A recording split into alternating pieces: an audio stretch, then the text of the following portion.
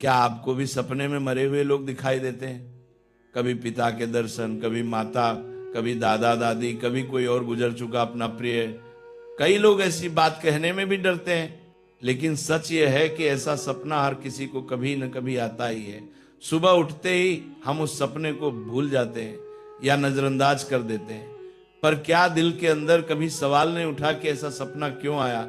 इन सपनों का मतलब क्या होता है? क्या वे सिर्फ यादें हैं या वाकई आत्माएं हमें कुछ बताने आती हैं? शास्त्र स्पष्ट कहते हैं, सपने में मृत परिजनों का दिखना कोई सामान्य बात नहीं, बल्कि इसके पीछे गहरा आध्यात्मिक रहस्य छिपा है, जिसके संकेत हमें समझने चाहिए। इन सपनों में संदेश होते हैं, चेतावनी, आशीर्वाद, मार्गदर्शन और कुछ मामलों में प्रार्थना। लेकिन इसे समझने के लिए प्राचीन पुराणों में वर्णित वह कथा सुननी जरूरी है जिससे पितरों की कृपा प्राप्त होती है और मनुष्य के जीवन में शांति और समृद्धि आती है। एक समय की बात है, देवर्षि नारद यमलोक आए। यमराज ने बड़े प्रेम से उनका स्वागत किया, प्रणाम किया और कहा, हे देवर्षि, आपके आगमन से यमपुरी पावन हो गई।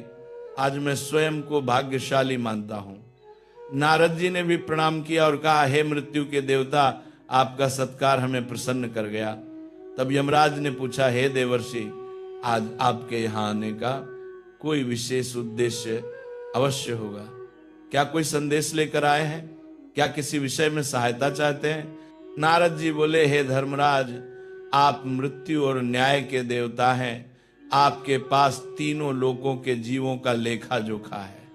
जीवित हो या मृत, उनके कर्म, उनके पाप पुण्य, उनका भूत, वर्तमान और भविष्य सब आपकी दृष्टि में है।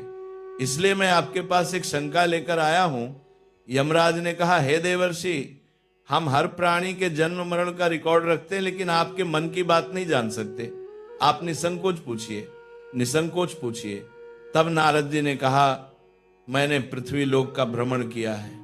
मैंने जंगलों में अजीब अजीब शक्तियां देखी, पिशाच, प्रेत, चुड़ैल, बेताल, पिशाचनी और कई ऐसी दुष्ट आत्माएं जो लोगों को कष्ट देती हैं। मनुष्य अचानक परेशान क्यों हो जाता है? क्यों कभी कभी बिना कारण सब बिगड़ने लगता है? और सबसे महत्वपूर्ण, सपने में मृत परिजन क्यों दिखाई देते हैं? क्या वह कोई संकेत होता है? क्या मृत आत्माएं वाकई सपने में आती हैं? नारद जी ने कहा, हे धर्मराज, मैं इन प्रश्नों के उत्तर मानव जाति के कल्याण के लिए जानना चाहता हूं। यह सुनकर यमराज बोले, हे देवर्षि, आपने अत्यंत श्रेष्ठ प्रश्न किया है। मैं आपके हर सवाल का उत्तर दूंगा, लेकिन उससे पहले एक पवित्र कथा सुनना आवश्यक है, क्योंकि इस कथा में हर रहस्य छिपा है। जो मनुष्य इस कथा को ध्यान से सुन लेता है, उसके 32 बड़े पाप भी क्षमा हो जाते हैं। नारद जी बोले, हे धर्मराज, कृपया वह कथा अवश्य सुनाइए, मैं पूरी श्रद्धा से सुनूंगा। तब यमराज ने कथा प्रारंभ की। मध्य देश में एक अत्यंत सुंदर और समृद्ध नगरी थी। वहां धर्मन नाम का सेठ अपने 4 भाइयों सुमन, नंदन, वियोचन और विधान के साथ रहता था। 5 भाइयों का विवाह हो चुका था और सभी आपस में प्रेम, सद्भाव और एकता के साथ जीवन बिताते थे। व्यापार हो या खेत, सब मिलकर मेहनत करते थे और पूरे नगर में उनसे बड़ा धनवान कोई नहीं था। ये धन उन्हें माता पिता और पूर्वजों से मिला था, यानी संपन्नता वंशानुगत थी। लेकिन उसके पीछे पितरों की तपस्या और आशीर्वाद था। उसने कभी किसी को फूटी कौड़ी भी दान में नहीं दी और ना ही उसने कभी दूसरों को भोजन कराया। सेठ के पूर्वज तो मंदिरों में भंडारा दिया करते थे, गरीबों को वस्त्र तथा अन्न का दान किया करते थे, लेकिन सेठ ने अपने पूर्वजों का कभी अनुसरण नहीं किया। वह हमेशा ही धन कमाने में और धन का संचय करने में लगा रहता था, जिससे उसके पास बहुत सारी धन संपत्ति तो हो गई, लेकिन उसके पूर्वज उससे बहुत दुखी और नाराज हो गए। फिर पितृपक्ष आया। पितृपक्ष में सभी पूर्वज अपने पुत्रों के द्वारा श्राद्ध और तर्पण की अपेक्षा कर रहे थे, किंतु उनके किसी भी पुत्र ने अपने पूर्वजों के लिए श्राद्ध किया और ना ही तर्पण किया। उन्होंने ना दान धर्म किया और ना ही किसी भूखे प्राणी को भोजन कराया। अपने पुत्रों को ऐसी दुष्टता देखकर सभी पितृगण अत्यंत दुखी हुए। सेठ के पूर्वजों को अपने पुत्र का व्यवहार ठीक नहीं लगता था। इसी कारण से वह पितृलोक में भी दुखी ही रहा करते थे। धन कमाने के लालच में सेठ इतना उन्मत्त हो गया कि वह अपने पूर्वजों को भी भूल गया और उसने अपने पूर्वजों का श्राद्ध तथा तर्पण आदि कार्य करना भी बंद कर दिया, जिससे उसके पूर्वजों की आत्मा की तृप्ति नहीं होती थी। वे अपने पुत्र के ऐसे व्यवहार से दुखी रहने लगे। फिर एक दिन उस सेठ के पूर्वज चर्चा करते हैं। वे एक दूसरे से कहने लगते हैं, हमारा बड़ा ही दुर्भाग्य है जो हमारे कुल में इतने स्वार्थी और लालची पुत्रों का जन्म हुआ है। हमारे पुत्र हमारे लिए श्राद्ध करते हैं और ना ही दान धर्म करते हैं।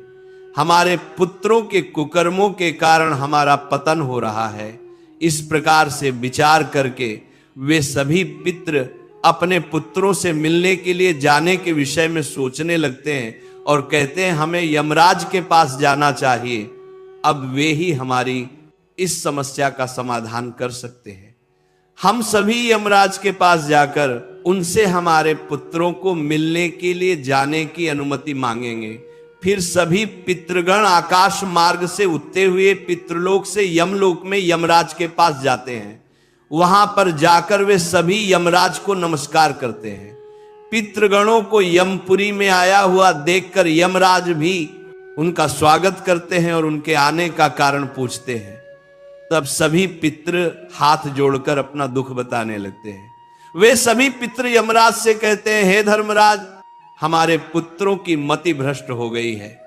हमारे पुत्र न दान करते हैं और न श्राद्ध और तर्पण करते हैं। उनके अशुभ आचरण से हमारा पतन हो रहा है। वे कभी दान धर्म नहीं करते हैं, जिस कारण से हमारी संतुष्टि नहीं हो रही है। कृपया आप हमें हमारे पुत्रों से मिलने के लिए एक बार जान दे। हम हमारे पुत्रों को समझाकर लौट आएंगे, उन्हें शास्त्रों का ज्ञान देकर फिर से यमलोक लौट आएंगे। तब यमराज ने उन्हें आज्ञा देते हुए कहा, हे महात्माओं, तुम अपने पुत्र को मिलने के लिए तो नहीं जा सकते, किंतु तुम अपने पुत्र को स्वप्न के माध्यम से संकेत अवश्य दे सकते हो। इसीलिए आप सभी अपने पुत्रों को उनके सपने में जाकर संकेत देकर उन्हें अपना दुख समझा सकते हैं। फिर वे सभी पितृ इस बात पर सहमत हो जाते हैं और एक एक करके अपने सभी पुत्रों के सपनों में जाकर उन्हें दर्शन देते हैं। सबसे पहले वे अपने बड़े पुत्र के अर्थात उस सेठ धर्मन के सपने में उसे दर्शन देते हैं और उसे संकेत देते हैं, किंतु उनका बड़ा पुत्र उनके संकेतों को समझ नहीं पाता है। दूसरे दिन जागने पर वह उस सपने को भूल जाता है और अपने पितरों के द्वारा दिए गए संकेतों को भी नजरअंदाज कर देता है। इससे वे सभी पितृगण फिर से निराश हो जाते हैं और फिर सभी पितृगण अन्य पुत्रों के सपनों में जाकर भी उन्हें दर्शन देने लगते हैं तथा उन्हें अनेक प्रकार के संकेत भी देते हैं।